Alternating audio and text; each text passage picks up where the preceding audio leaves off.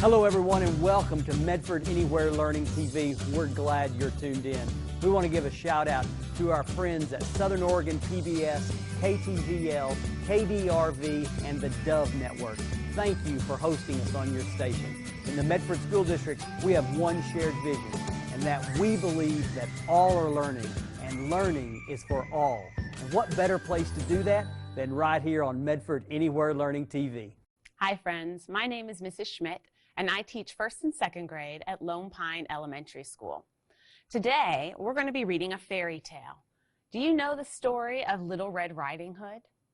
Today, we're going to read a version of it that you may not have heard before. It's called Little Red's Riding Hood. It sounds very similar, but it has a different meaning.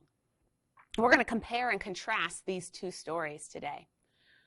This story is a fractured fairy tale. Now, fractured means a part. It's a small part of it. So when an author fractures a traditional fairy tale, they take a small part and change it, but they keep the story the same.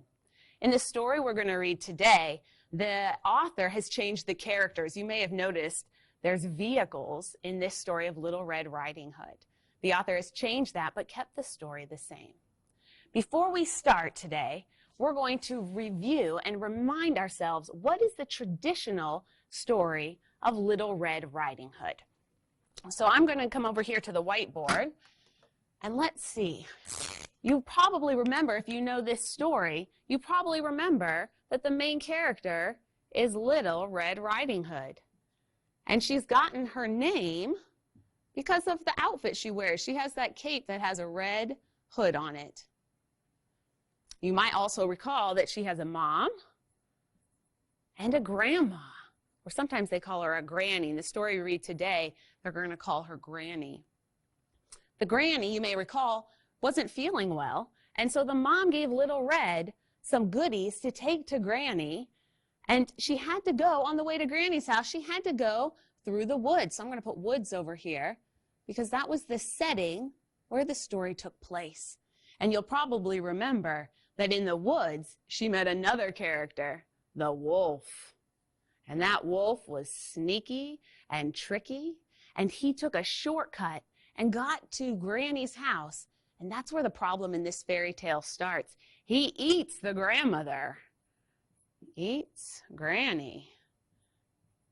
And then he dresses up like Granny and waits for Little Red. Waits for Red. Now you may remember when Little Red got to Granny's house, she noticed that something wasn't quite right. And she asked Granny 3 things. She said, "Wow, Granny, what big eyes you have." And the wolf, dressed up like the grandmother, said, "Oh, the better to see you with." And then she said, "But what big ears you have." And the wolf, dressed up like the grandmother, said, "Oh, it's the better to hear you with." And then the last one was, "What big teeth you have." And when the wolf heard that, he jumped out of the bed and started chasing Little Red and said, "The better to eat you with." And Little Red went screaming, and a woodsman heard her scream. And so the solution to this story is that woodsman, who's another character in this story, the woodsman rescues Little Red and the grandmother. She rescues Red and Granny. And they all live happily ever after. Now that's the traditional story of Little Red Riding Hood. Today, we're going to read a fractured tale, a version of that in this story. It's called Little Red's Riding Hood. Now, I'm going to put the book here so we can take a look at it. This story is written by Peter Stein, and the pictures are by Chris Gall. And I have permission from the publisher, Orchard Books, which is an imprint of Scholastic, to read this to you today. I'm going to turn, and I want to look at the title before we start reading our story. Little Red's Riding Hood. Did you notice this apostrophe here in Red's name? It's a possessive. It means that the riding hood belongs to Little Red. Now, Little Red in this story, you can probably guess, is this red scooter. Riding Hood. Riding Hood belongs to Little Red. I wonder what Riding Hood means. Let me think. Hood.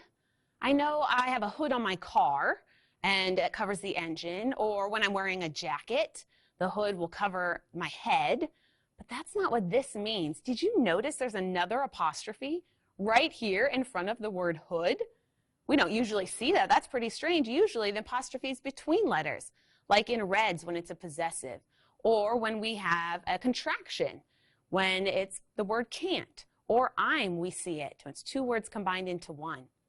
But this apostrophe is for an abbreviation. The word hood stands for a bigger word. I'm going to write it up here on the board. I bet you've heard this word before. It has 3 syllables. Neighborhood. Let me put that all together. Neighborhood. Do you see the word hood at the end? This word in our title, Little Red's Riding Hood, stands for the word neighborhood. So I'm going to look back at the book here. The Riding Hood is Little Red, and it's the neighborhood that he rides his scooter in. Little Red's Riding Hood. Let's read. Wow, look at this first picture. This is the neighborhood that Little Red lives in. You'll notice that all of the characters in his neighborhood are vehicles. The name of his town is Welcome to Vroomville, the city with drive. And all of the places have names that have to do with cars, like this store is called Spare a Tire. And this is Smoky Smog Check, and Turbo Tom's Tune-Up, and Basket of Gaskets, and Pistons and Things, Wanda's Windshields, over here's Deals on Wheels. This one up here you're going to want to remember, but we're going to hear this bit later in the story. Jumbo Jim's Junkyard. So this is the neighborhood that Little Red lives in. Here and there, up and down, in and out, Little Red loved riding in his hood. One day, Big Blue Mama gave Little Red an important job. Poor Granny Putt-Putt is feeling run down, she said. Her oil is muddy, her exhaust pipe's exhausted, and her wiper fluid is wiped out. Please take her this basket of goodies right away. And you'll notice in the basket of goodies there's things that you would need for a car, cans and maybe some oil. Little Red was excited and a little nervous. He'd never ridden all the way to Granny's house by himself. Have you ever felt that way before, when you've been a little excited and a little nervous? I felt that way today. I was excited to share this story with you, but also a little bit nervous because I've never been on TV before. So I know how Little Red was feeling. Zipping to the top of Too Tall Hill, Little Red heard a familiar sound. Vroom, da-da-da-da-da-da-da. There sat Tank, king of the road. Yo, Red, purred Tank. What you doing way out here? Granny Putt-Putt's feeling run down, squeaked Little Red. I'm taking her a special delivery. Well, burn my rubber, said Tank. That oil's too thin, and those plugs won't spark. Head on over to Zip's Auto Bonanza and tell 'em Tank sent you. They've got the goods to make Granny feel showroom new. Little Red's caution lights flashed. The caution lights, remember friends, those are the blinking red lights that you will see in your car. It's kind of like a warning. Tank was usually one mean machine. Why was he being so nice? But Red wanted the very best for Granny Putt-Putt. She'll be so excited, he buzzed. Ha! Cranked Tank, as mean and hungry as ever.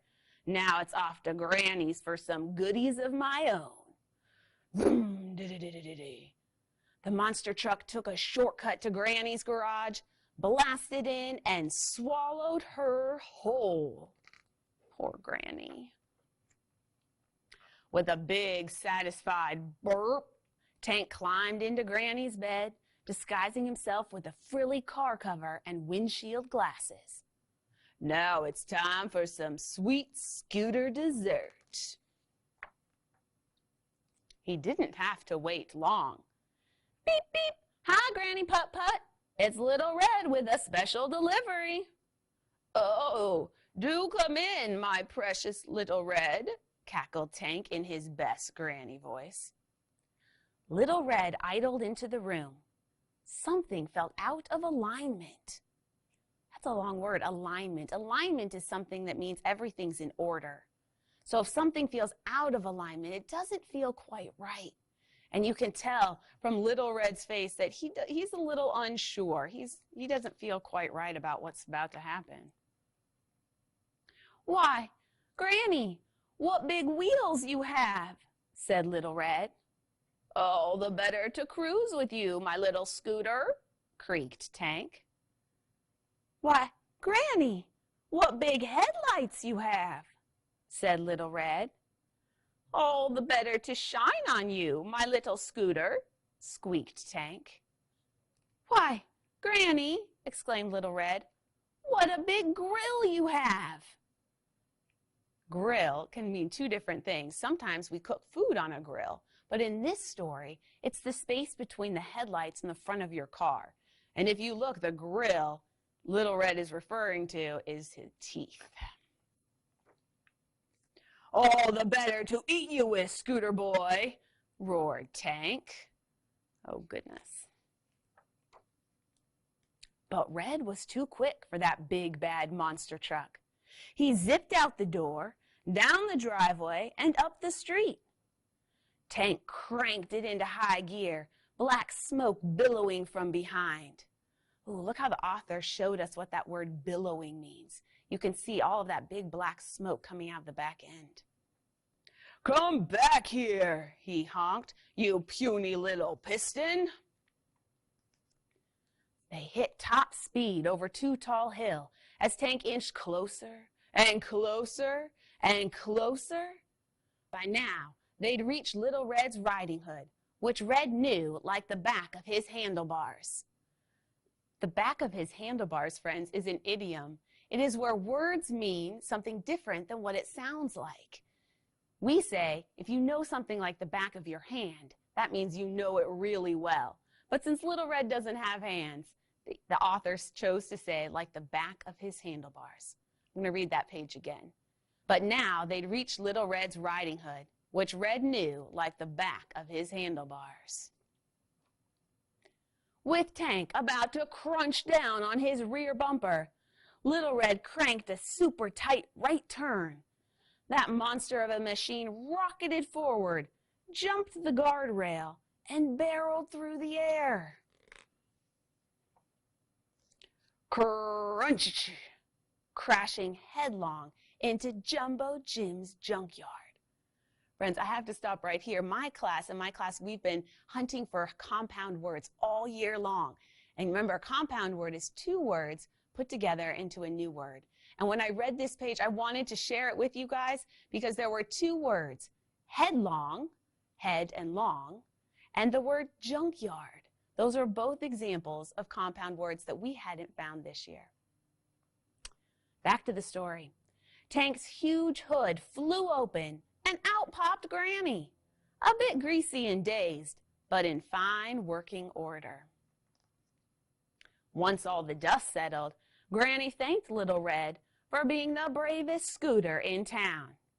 And Tank, well, that crash cooled his engines for good. Friends, when it says cooled his engines for good, that means they didn't work anymore.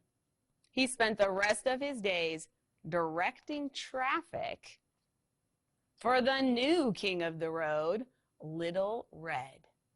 Do you see over here? Here's Tank. He's been changed into a machine that directs traffic. No longer does he get to ride and be the king of the road. Now it's Little Red. And that's the end of our story, friends.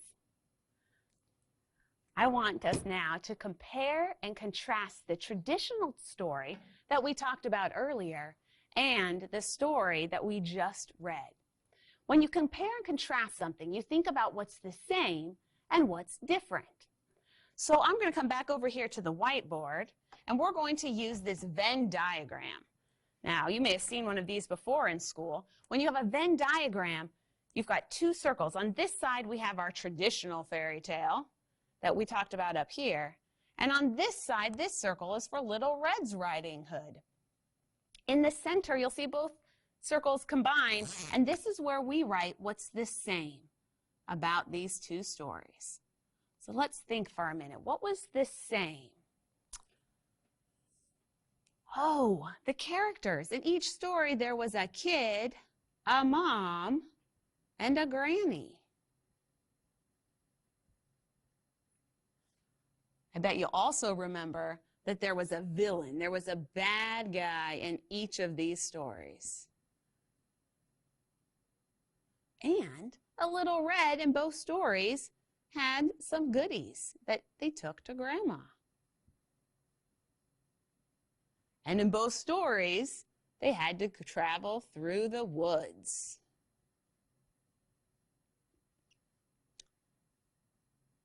In both stories, Granny gets eaten.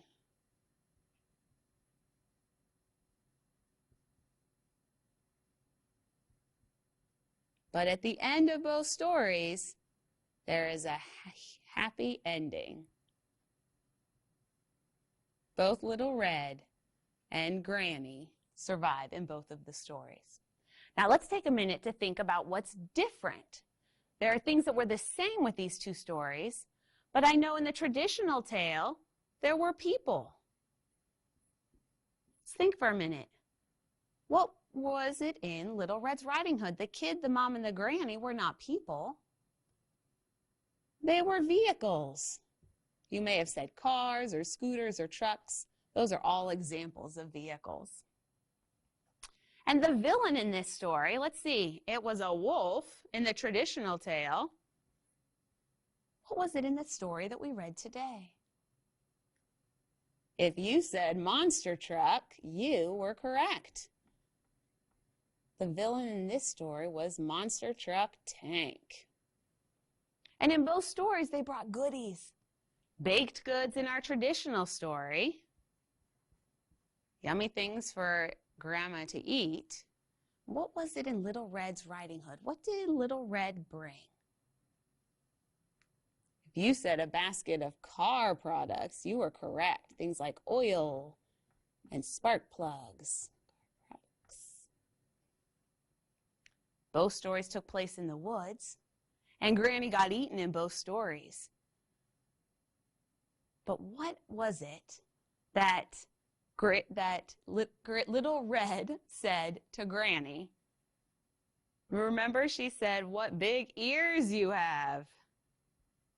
But in today's story, they didn't call them ears. They said, "What big wheels you have." That was different. And then when Little Red talked about the big eyes, do you remember what was like the eyes on the monster truck? If you said headlights, you are correct. Big headlights. Hey friends, that's another compound word. Head and lights. In this story, Little Red mentioned what big teeth Granny had, but it wasn't teeth in this story. Do you remember what we called it? It was a grill. A big grill. And now I'm thinking all the way back to the end of the story. At the end of this story, it was, in the traditional tale, it was the woodsman who saved the day. He rescued Little Red and got Granny out of the wolf's stomach. But not in today's story. Do you remember who the hero was? Who saved Little Red, or who saved Granny in this story? I just sort of gave it away. It was Little Red. Little Red saved the day in the story that we read today. So friends, you can see here that we've compared and contrasted what was the same between our two stories and then what was different. Now, it is so important, friends, that you read and write every day, even when we're not in school. I always tell my class, the more you practice, the better you get. And so I'm going to encourage you now to get out a piece of paper and I want you to retell the story that we read today. When we retell a story, remember that we don't say everything that happened. We don't try and copy the author Peter Stein's words. We just want to tell the important parts. So think about in this story, who were the characters? And what was the setting? Where did it take place? And what was the problem? And how was it solved in this story? So when you write today, remember, we want to also tell our story in order. So think about those transitional words. I'll bet you've heard these before. When you write today and retell this story, start with the word first and next and then, and don't forget last to tell the end of the story. Thank you for listening and for being here and for continuing to read and write every day. And Ninja Red Riding Hood might be one of my very favorites because she is awesome and she defeats the big bad wolf and even kind of teaches him some things. Ninja Red Riding Hood. Once upon a ninja-filled time, a wolf couldn't catch any prey. He kept getting licked by the dinner he picked and was growing more mad by the day. Oh, do you see how angry he is? His belly was aching for bacon. "I'm wasting away," he complained. To huff and to puff was no longer enough, so he snuck into school to be trained. He practiced his katas for hours and mastered the whirlwind and wheel. He jackknifed and flipped and at last felt equipped to once again catch a good meal. Drooling with anticipation, he set off in search of some meat. While deep in the wood, he met Riding Hood. "I'm bringing my grandma a treat." The wolf licked his chops when he saw and hastily thought up a plan. There are blossoms that way. You can pick a bouquet to give to your sweet little old gran." Then the wolf took a shortcut to Grandma's, where he thought that he'd find her in bed. But Granny was gone, so he put her robe on and he eagerly waited for Red. Does he look like the grandma? He's trying to be in disguise, but we know who that is, don't we? Soon after, he heard someone knocking, and he called out, "My dear, come on in. Oh, don't you look good in your lovely red hood, but a shame that you've gotten so thin." Little Red took a look at her granny and said, "What on earth did you do? I could swear that your eyes have completely changed size. Hey, Gran, are you sure that it's you?" "Of course that it's me, my sweet darling. The better to see you, my dear." Your ears are so long. Something really seems wrong." "Oh, my sweet girl, all the better to hear." "And those biceps, my gosh, they look massive, and your triceps and delts are immense." "The better for hugging," his grandma said, shrugging. "Dear Red, that just makes plain common sense." And those teeth, they look so much sharper." "Why, yes, all the better to chew." He jumped out of Red to gobble up Red, but she'd gone to ninja school too. Oh, I love that part so much. She grappled and sideswiped and twisted and escaped from his clutches unscratched. She attempted a lock, but he managed to block. They appeared to be evenly matched.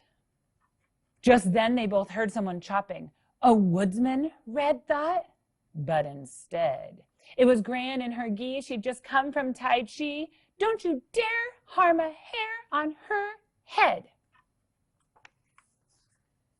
The wolf took a swing at that instant, but Red deftly dodged the attack. She got a good grip, threw him over her hip, and the wolf wound up flat on his back.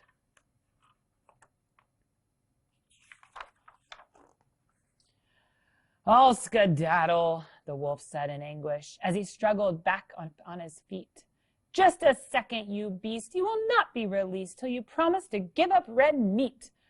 Though his tummy still rumbled with hunger, the wolf faced his rival and vowed, Ninja Red, you have won. My meat days are done. Oh, Red Chun, said Gran, I'm so proud. Then Red and the wolf bowed politely, and Gran gave him half her peach pie. The wolf was a mess. He'd had way too much stress. I guess I'll give yoga a try. He enrolled at the Downward Dog Center, where his tension began to decrease. He studied with yogis and said no to meat hoagies, and at last he felt truly at peace.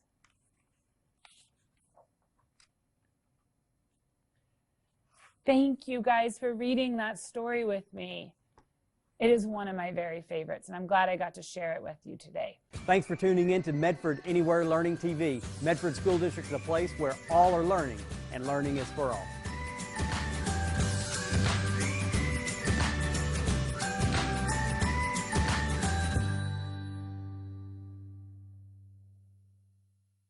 Hello and welcome. I am Mrs. Herbst, and it is my honor to be the principal of Central Medford High School. Here at Central, you will find that not only do we have an amazing teaching and support staff, all of them have made a commitment to fostering an environment of respect, building positive relationships, and connecting academics to real-life experiences and skills. Whether you have always believed that you will graduate high school, or if you may have ever felt that it is impossible, I am here to personally guarantee that if you stick with our school program and follow the expectations we set forth for you, you will be a high school graduate and have opportunities laid out for you to become successful in life after high school.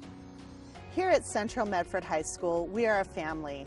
We are all here to support you and work together to overcome any obstacles that you may face to your success and the goal of graduating high school. We are asking you today to join us on a journey of discovery. We are asking that you make a commitment to be part of our school program as we learn together as part of a discovery program. So what is this discovery journey all about? I'm so glad you asked. For the next 6 weeks, you'll be working with your teacher to develop a strong sense of community and establish positive support systems for yourself. You will learn, practice, and provide feedback on important positive skills needed for you to be successful in school and in life. And we will all be working together to reinforce the culture of our school and ensure that all of us realize what is expected of each other, what we expect from students, and what you can expect from faculty and staff. For you to graduate from our Discovery program and go on and work towards graduation from CMHS, you'll be expected to follow the foundations of the Discovery program, otherwise known as the 6 Ps. They are prompt, be to class on time and be here every day. Be prepared. We want you available for learning and ready to receive what the teacher is instructing. Always be polite. Always come with a positive mental attitude, and participate in the activities and the instruction that we have set forth. And finally, produce. Show evidence of your learning. Along with the 6 Ps, you will learn many more awesome skills that will support you in your success in school and in life, such as attending skills, working in effective groups, anger management, communication skills, assertiveness training, problem solving, and conflict resolution. Please know that we're going to have a lot of fun. There's going to be celebrations and activities along the way that we're excited to bring forward and work together to bring a positive school culture and help you in skills not only to be successful in school, but also life after high school. Take a moment and read our mission statement and look through the vision document that your teachers provided for you. Again, it is my pleasure to welcome you to Central Medford High School. We are all here to support you, and we are so happy you're here.